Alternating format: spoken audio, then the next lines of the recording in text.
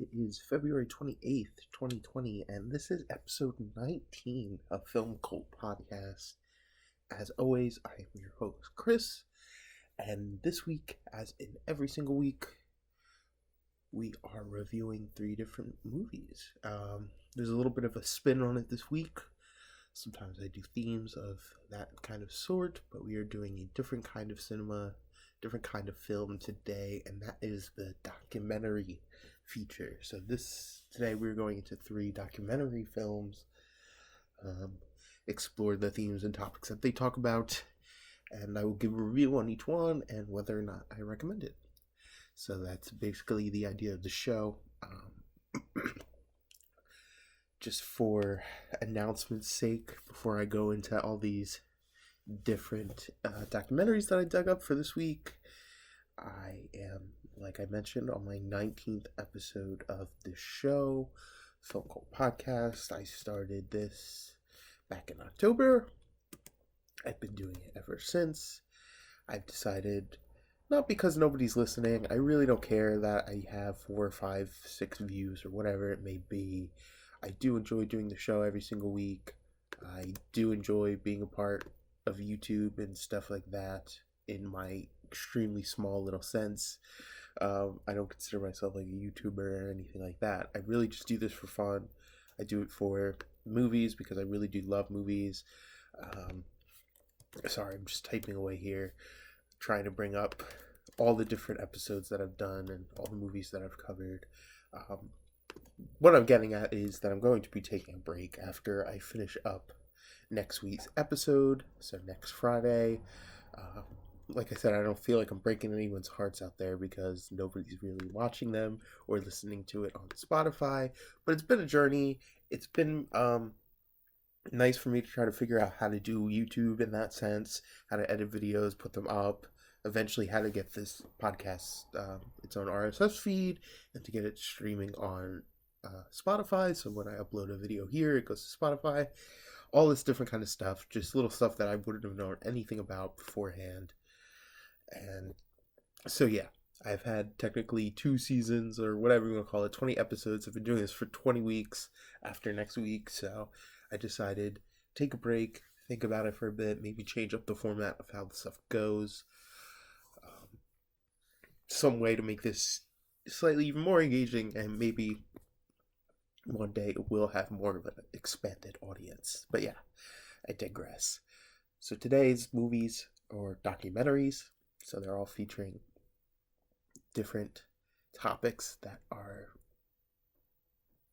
edited in video style and the documentary style. I don't know what I'm going at here, but so the first one is Programming the Nation, which came out in 2011. And then we're going to talk about a very popular documentary, Super Size Me, by director Morgan Spurlock, which came out in 2004. And then we're going to finish with one that I had in my mind for the documentary episode whenever I planned on doing this, which happened to be today. And this is 2015's The Wolfpack, which was directed by Crystal Moselle. So these 3 very different documentaries. There are some similar parallels between the first and second one that I just mentioned, Programming the Nation. That is a question mark at the end. Programming the Nation? It's a question. And Super Size Me, just talking about different things about advertising and the psychology of advertising and stuff like that. So I thought that was pretty interesting. I will go into that, of course. And The Wolfpack is just one that I saw probably when it came out in 2015. And I wanted to rewatch it again. I've seen Super Size Me as well, and I'll explain it. Anyway, I'm just going ahead of myself here, but I will start with the first one that I watched this week, which is Programming the Nation, which came out in 2011. So this is a documentary about basically the psychology of how we advertise to people and how we sell products to people, and how the US in particular since the 1950s has been pushing subliminal content and has been testing it on people through all forms of media, and there's been a giant increase throughout time. So, which sounds very fascinating, and the information in it is very, very interesting to learn about. Whether or not you believe it, whether or not all these examples are enough proof for you or not, it's kind of besides the point. The only thing that kind of bogs this documentary down in particular and would maybe stop people from watching it is the editing style of it. It feels like something you would watch in middle school, I guess, psychology class or something. Like, it just feels like something that, rolled into the TV cart, rolled into your classroom, and you knew you were going to watch a movie. Like, that's that kind of editing style it feels like. It's just like some weird, very dated choices of how things are shown. I believe I watched this on Amazon Prime, and yeah, it's just like, it feels a lot older. I believe on Prime it says it came out in 2010, so I guess it was probably made in 2010, released the following year maybe, because here on IMDb it says 2011. But anyway, it feels a lot older than 2010 and 2011. I know that's been 10 years ago already, but it feels like something even earlier 2000. So whatever it may be, it's just a little jarring. It's a little just kind of goofy at times. They are setting up all the different people that they're interviewing in this film, which, like, they talk to Noam Chomsky, they talk to a lot of different psychologists and people who know a lot about advertising and technology and stuff. They talk about the psychological operations unit in the U.S. military, PSYOPs, very socially aware kind of stuff, all through traces of history, how they've been flashing quick messages, like not even half a film frame in movies in the 50s, saying eat popcorn, drink Coke, all these different things. And later on, I want to say towards the 1980s, there was, or even more recent than that, there was a claim that McDonald's was throwing in the middle of TV shows just one single frame of their logo and said, "I'm loving it" at the bottom. And people, or the companies rather, swore that it was a mistake in the editing. It was totally by accident that it was to be there, but not a lot of people believe that. They believe that they was trying to do the similar type of thing that was done in the 50s at movie theaters to try to sell popcorn and Coke. But yeah, Programming the Nation, good information, dated. I had a bunch of notes for each one of these documentaries. Just wrote a quick thing while I was watching them or right after, but I opened my computer today and they're gone. So I'm just kind of riffing on what I remember, but that is a pretty good sense of Programming the Nation. So if you could get past the dated editing of it, like I was going to say before, the people are mic'd up for the interviews, they're sitting down, and it just kind of shows like who this person is. There's one guy from Devo, I believe, the band, just different people that they're interviewing, and they're mic'd up and they're talking, but you can't hear the audio, which is on purpose, and they're showing like all the different either books that this person has written or what they've featured in or like why they're being interviewed on another frame next to them, and it's just like, it just like feels really janky and stupid. But yes, if you get over the kind of editing part of this, and I'm focusing so much on that because I feel like a documentary really, really needs to have good pacing and good ways of delivering the information, or you're just going to get lost in it, because it's not like you're watching a movie and there's a story being told to you, a narrative. This is more like a delivery of just straight up information and accounts from people in interviews. So the way that you display the information throughout is really important to whether or not the documentary is good. And for this one, like I'm saying, it's dated, but the information there is still like solid and interesting enough to get you through it. So if that sounds like something you might want to check out, like I said, I believe it's on Prime Video. I watched it on some streaming format for free or with a subscription, of course. So yeah, that's Programming the Nation. I would recommend it. I know weeks and weeks and weeks back I did Under the Silver Lake, which kind of has a lot of themes of Hollywood giving us subliminal content without our knowledge in their films and music and stuff like that. And it kind of made me think about that movie again, which I didn't like at the time, but maybe now having a different view of how we're being brainwashed through our media. um, Not that I didn't know that already. Obviously, um, they explore so much. They explore the conspiracy theory that Paul McCartney died and was replaced by a lookalike person. Paul is dead, which is a completely, totally different documentary, but what they talk about in this one is kind of a better display of facts. They talk a lot about the backmasking of music or reversing the audio to have a different words said backwards than forwards. So when you listen to it in reverse, you get satanic messages or different decoded messages that you never otherwise would have heard. A lot of those supporting this Paul is dead theory. I believe a lot in Sgt. Pepper's and the White Album that if you play certain songs, or Revolution 9 is another one that if you play backwards, you will hear I Buried Paul or something along those lines. But yeah, interesting enough, the music aspect of that too, which is something in Under the Silver Lake. So yeah, that is my review of Programming the Nation. I would recommend it, and that is that. So now we are moving on to something a little more popular. I believe probably more people are familiar with this one. I did want to choose one that most people have probably already seen, which is 2004's Morgan Spurlock documentary, Super Size Me,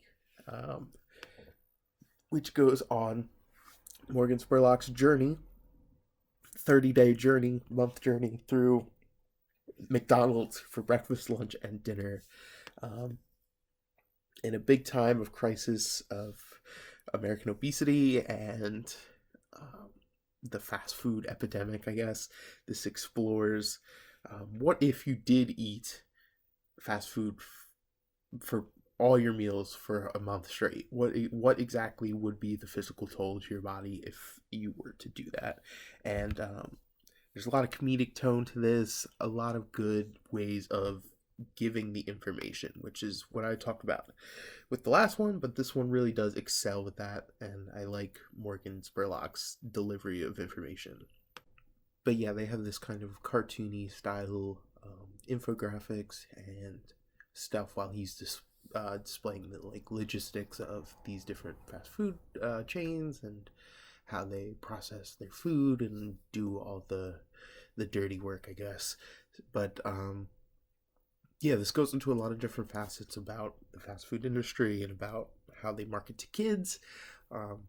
They talk briefly about how something that I just thought was interesting, the play places and the little playgrounds that are built into or attached to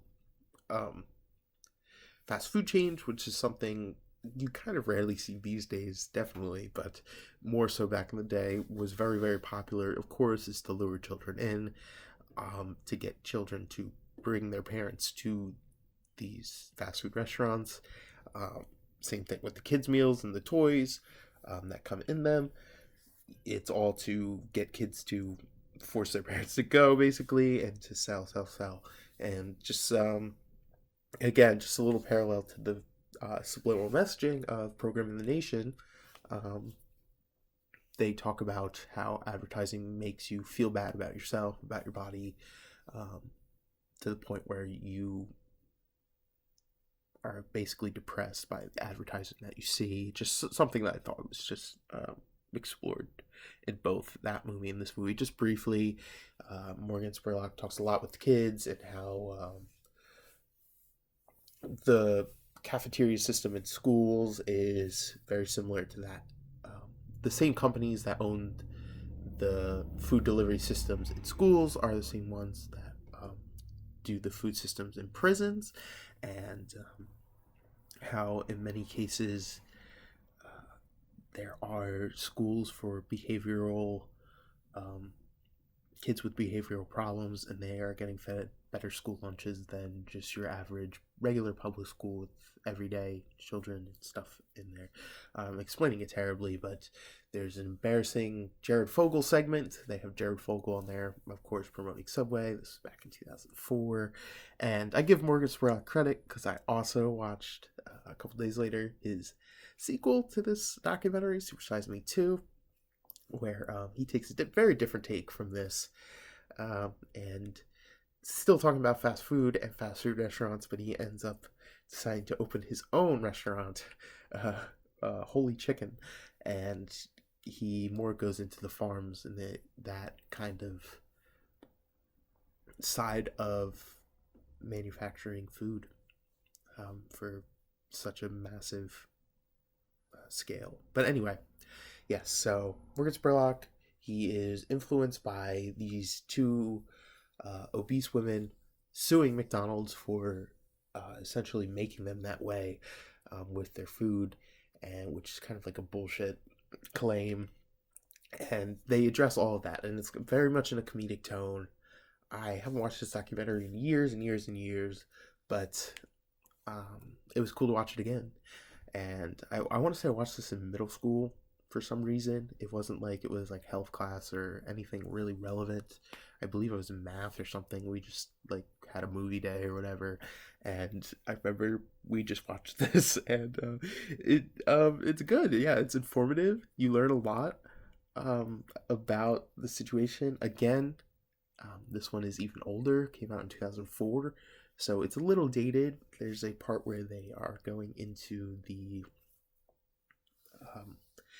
nutritional facts and how to find the nutritional facts for each McDonald's restaurant. Some of them have a big poster displayed of each menu item. Of course, there's tons and tons and tons of menu items.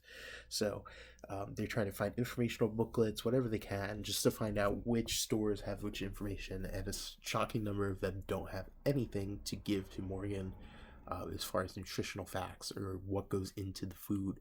And it's kind of alarming. He, of course, attacks the supersize strategy of making combo deals bigger and bigger, just for like 50, 60 cents extra, whatever the deal may have been at the time. And yeah, fast food was really pushing bigger proportions in this mid-2000s time, 2004.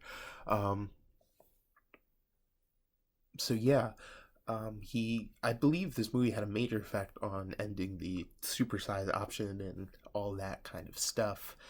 Like I said, the sequel, he does touch again on how it seems that fast food chains have created a better shift of quality food, fresh ingredients, making things simpler and better. Kind of, we've heard you like on the back of one of the booklets or something. I'm referencing the second documentary now, but he also what I was getting at was he also references the fact that having Jared Fogle in there is now very embarrassing in their first documentary. But so yes, it's all in jest. You can tell Morgan Spurlock's a very focused and determined guy for doing this 30-day grueling process of eating only McDonald's fast food for breakfast, lunch, and dinner. He ends up gaining about 25 pounds in that month. His cholesterol goes through the roof, or maybe not goes through the roof, but it increases substantially. Like I said, great infographics, great cartoon, kind of displays of information, makes everything easy to process. Artwork by, I believe, Ron English made this like kind of like fat Ronald McDonald, and this lot of biblical imagery of like the Last Supper, but it's McDonald's and this fat Ronald McDonald in the center.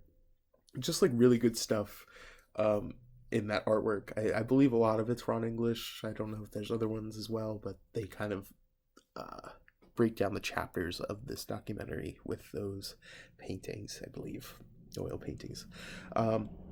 So those are really cool. And so yeah, I recommend this one as well.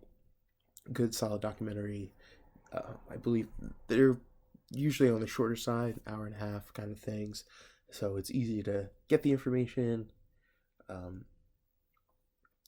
have his story told. He eventually loses that weight after doing this experiment, works it all off. Yeah, so there's just a lot of interesting people that he talks about in this, and a lot of different angles of fast food chains and how they sell to you and how they market their food and how drastically different it is when you're eating it and the effects of eating it, and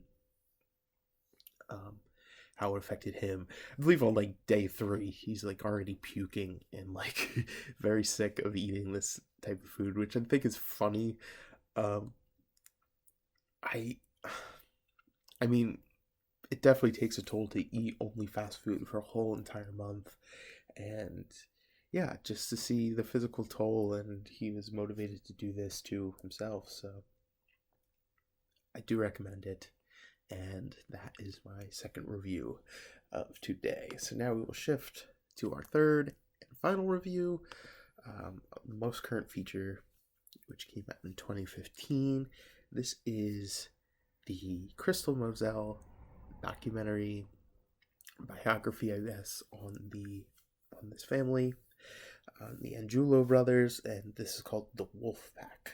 So it came out in 2015. This is just an immediately like engrossing and fascinating story. Just someone who loves movies as much as I do. I think it resonates with that kind of feel too. But this is the story of these 6 brothers, the Angiulo brothers. They have been confined to a New York apartment for their whole entire childhood. Basically, their parents have homeschooled them, have never let them out basically of their apartment in New York City, and they have nothing to basically do except watch movies, and they end up reenacting most of them and writing the scripts for them, and making props out of things they found in their home. Excuse me. Making props out of like different colored electrical tape and like all these different like gun props and stuff. It's just a really, really fascinating story. These 6 brothers, ranging from like 11 to 18, I think, they it's just interesting to see the parents and that kind of whole story that they do dive into, and like why the parents decided to do this.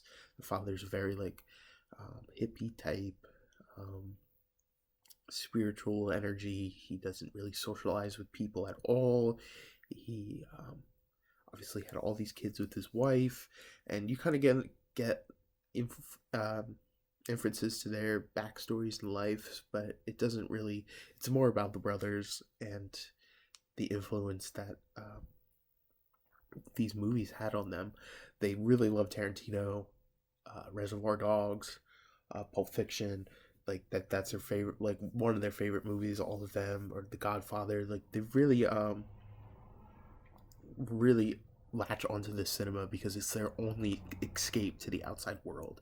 And we basically follow them for a good chunk of time, and they tell the story of eventually one of them does venture out into the world with a mask on, so that he isn't noticed by anyone. It's a very interesting story about that too, and how he eventually escapes his father's rules of staying in the apartment. But extremely interesting film. Like I said, I really wonder if like Christopher Nolan or Quentin Tarantino have seen this and seen how like much of a huge impact their movies, because they talk about The Dark Knight a lot. They talk about Tarantino and Reservoir Dogs and Pulp Fiction a lot.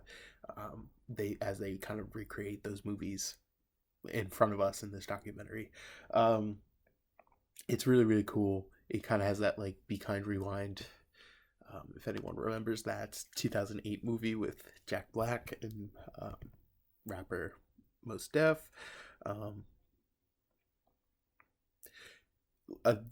Just the basic synopsis of that movie is they work at a VHS store. All the tapes are erased, so they decide to make their own like janky home video versions of all these blockbuster movies, like RoboCop and Ghostbusters, but they do it in a very homemade, prop sort of way. It just reminded me of how these brothers are doing it. I doubt they've never even seen that movie, but eventually they all do get to go out of their apartment and see the world, and they eventually get to go to the movies, which is a huge experience for them. And I think one of them says, like, I can't believe my money just went to Christian Bale or something like that. Like, just their naive kind of view of it and how they've been sheltered to the world because of the situation that they were forced to live in.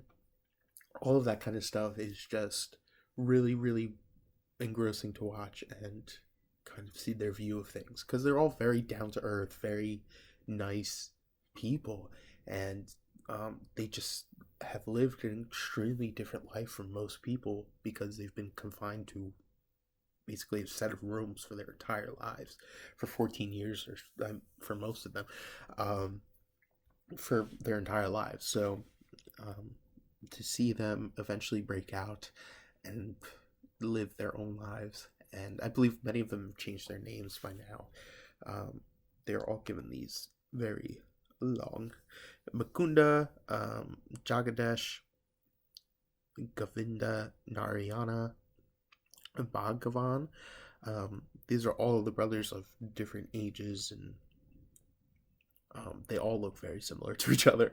But yeah, it's just a really fascinating story. Once again, I recommend all three of these today. All three of these documentaries are really good.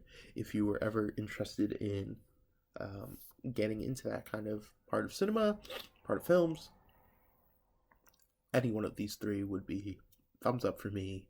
Go watch it. Maybe not Programming the Nation if you are really unfamiliar with documentaries, because that might just turn you off from the whole idea of it. But yeah, these were all very good, very decent, and things worth exploring. And I liked going through a bunch of documentaries this week that I watched. I'm still watching some.